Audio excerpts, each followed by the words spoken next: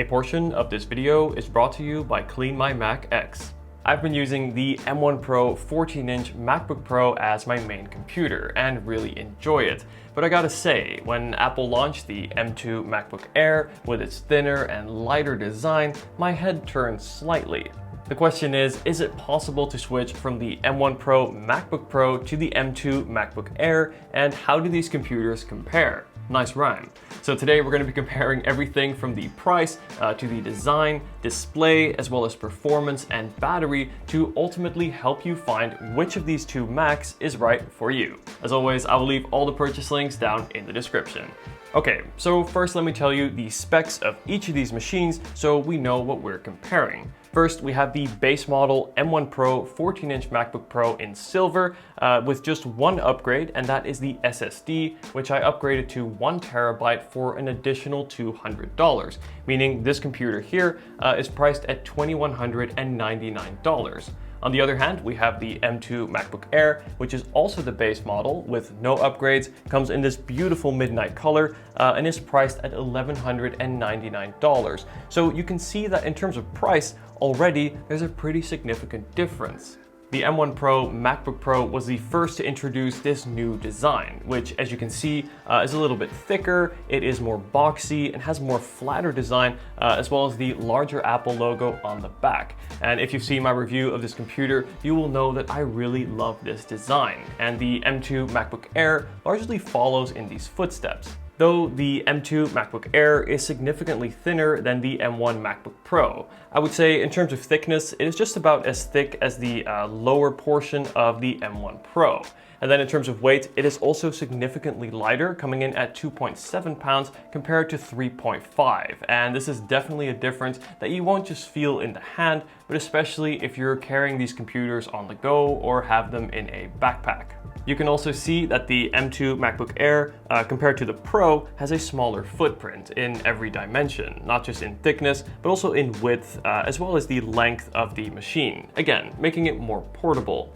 However, the M1 Pro MacBook Pro does come with significantly more ports, featuring MagSafe, 3 Thunderbolt USB-C ports, headphone, HDMI, and SD card slot, while the M2 MacBook Air has MagSafe, 2 Thunderbolt USB-C ports, and a headphone jack. And this is not bad, but as a creative professional, I've gotta say I really enjoy having that SD card slot. But let me know your thoughts in the comments. Would you prefer a slightly thicker design with more ports and functionality, or a design that is as thin as possible, albeit at the cost of some ports? And if you are enjoying this video so far, a sub to the channel would be incredible. I am really glad to see MagSafe included on both of these computers, which will automatically unplug if the cable is ever pulled. Though if you want this nice color matched cable, you're gonna have to go for the Air. Both of these computers feature the same size best-in-class trackpads, as well as the keyboards, which have ample key travel and really nice clicky feedback. Though only on the MacBook Pro do you get that black inlay underneath the keyboard, and both get Touch ID to quickly log in and make payments. Something I found quite interesting is that on the M1 Pro, you get those speaker grills on either side of the keyboard, whereas on the M2 Air, there are no speaker grills visible, and the sound actually comes from in between the screen and the keyboard, and is actually surprisingly good, being loud and detailed, though I will say the sound on the M1 Pro is more bass heavy and will definitely sound a little bit more full. One of the biggest differences between the designs of these two computers is that the M1 Pro MacBook Pro uses 2 fans to cool itself, whereas the M2 MacBook Air is completely fanless. And this means you get silent operation with no moving parts inside. Now, how will this impact performance? We'll find out in a sec. But first, let's compare the displays. Now, the displays on these two computers are quite different. On the M1 Pro MacBook Pro, we get a 14-inch Liquid Retina XDR display compared to the 13-inch Liquid Retina display on the M2 Air. This means that the XDR functionality, which will give you extra dynamic range as well as brightness, is only available on the M1 Pro, with a max brightness of 1600 nits, a normal operating brightness at 1000 nits compared to the 500 nits of brightness on the M2 Air. and this is a difference that you definitely notice, not just in normal day-to-day use, but especially when working outdoors or dealing with things like reflections or glare. Also, the display on the M1 Pro MacBook Pro has a 120Hz refresh rate compared to the 60Hz refresh rate on the Air. And what this means is system animations or any movement on screen, whether it be scrolling, switching between apps, will appear extra smooth on the M1 Pro MacBook Pro. That said, if you are used to 60Hz, the 60Hz screen on the M2 MacBook Air will look just fine. This difference is really only noticeable if you're going from 120Hz back to 60Hz. And then lastly, when it comes to color reproduction, both of these displays are really excellent and capable of video and photo editing. One thing I will say though is that the blacks on the M1 MacBook Pro will appear a little bit darker thanks to having more local dimming zones compared to the M2 Air. All of this is to say that while the display on the M2 Air is very good, the M1 Pro's display is even better. Before we dive deep into comparing the performance of both of these Macs, in order to get the most out of your Mac's performance and to protect it in the long run, I highly recommend using Clean My Mac X. With its easy-to-use app, Clean My Mac X scans your Mac for any malware, keeping your Mac safe. It also helps you find and free up gigabytes of space by removing unwanted system junk. To maximize your Mac's performance, it optimizes RAM usage, improves drive performance, and extends battery health. All of this to help your expensive Mac last longer and perform better. Clean My Mac X now features an all-new menu app.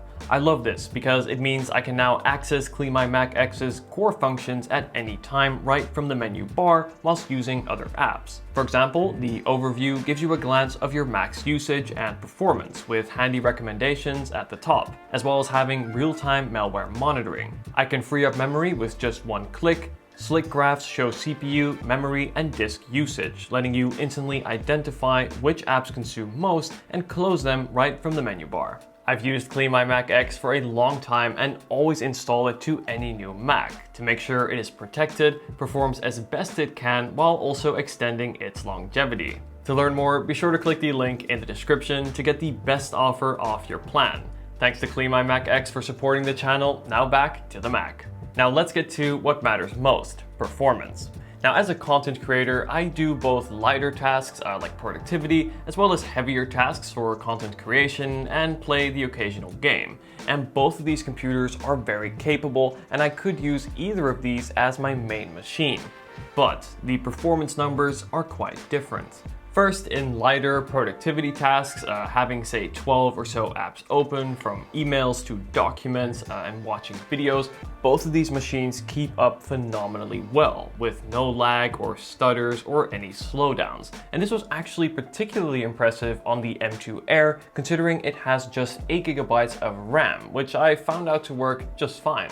But what about more heavy tasks? In Final Cut Pro, running a 4K timeline, adding layers, color grading, and scrubbing through the timeline are all smooth on both Macs. For example, exporting a 10-minute 4K project took just over 6 minutes on the M2 Air, which is not far behind from the M1 Pro MacBook Pro.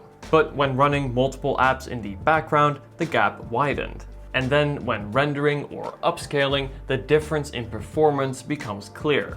In rendering and upscaling, the M1 Pro MacBook Pro is around 3 to 4 times faster than the M2 MacBook Air, showing that over time, the M1 Pro MacBook Pro will save you time if you add this up over the days, weeks, and months. This is partially because the M1 Pro MacBook Pro has those 2 fans to keep it cool, where the M2 MacBook Air doesn't, so instead has to limit or throttle the performance to keep its temperatures down. Another factor that plays a role here is disk speed. Now, Blackmagic disk speed test shows there's a pretty significant difference in the read and write speed between these two machines. The M1 Pro MacBook Pro gets around 5,700 megabytes of read and write speed, where the M2 MacBook Air gets around 1,500. And this means that opening apps, copying and moving data will quite literally be 3 to 4 times faster on the M1 MacBook Pro. To give you an example, opening Final Cut Pro took an average of 1.5 seconds on the M1 Pro compared to 4.1 seconds on the M2 Air. It is worth noting that on the M2 MacBook Air, the 512GB version will have better read and write speeds, closer to around 3000 megabytes per second. And this is thanks to the fact that the 512GB model uses 2 SSD modules compared to just the one on the 256GB model, something I think Apple should make more clear on their website. Now, I already mentioned this in my review, but I'm going to repeat it here. If you are getting the M2 Air, be sure to opt for the 512GB model, as 256GB is just not enough in the long run. Plus, the 512GB model will also get you those higher read and write speeds. But even with those improved read and write speeds, performance here too on the M1 Pro MacBook Pro is a big step ahead. But still, for a laptop as thin and light as the M2 MacBook Air, I find these results to be really impressive. On the M2 Air, even under pressure, working in Final Cut Pro, I can still use other apps, like editing photos in Lightroom without any lag or hiccups. The M2 Air is not going to replace my M1 MacBook Pro, but it performed better than I thought, being genuinely capable of running those creative apps.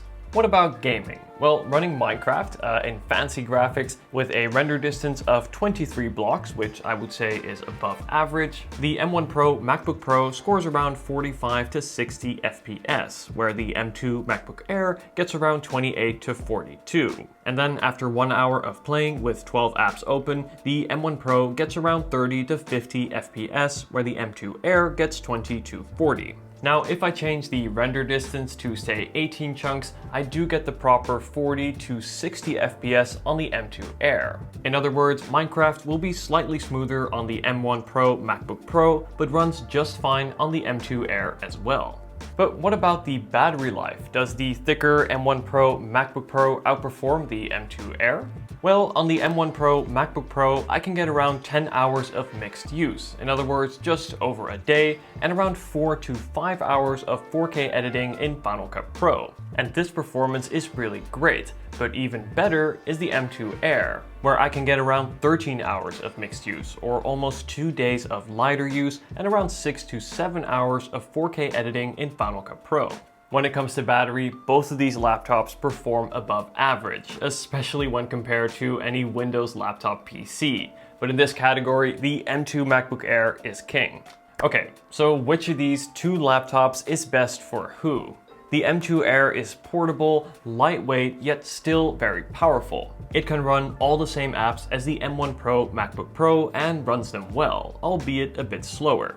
That said, if you are a creative professional and use these heavier content creating apps on a daily basis, I do suggest jumping up to the M1 Pro for its better sustained performance, improved 120Hz display, and additional ports. I do miss the SD card slot on the Air. Also, I do not suggest getting the M2 MacBook Pro. Though it may be similarly priced to the M2 Air, the M2 Air has a better design, better display, and nearly identical performance. After thoroughly testing the M1 Pro MacBook Pro and the M2 MacBook Air, I can tell you that these are some of the best laptops that Apple has ever made. And whether you choose the portability or the battery life of the M2 Air, or the performance and the functionality of the M1 Pro, both of these are solid purchases that will last for many years to come.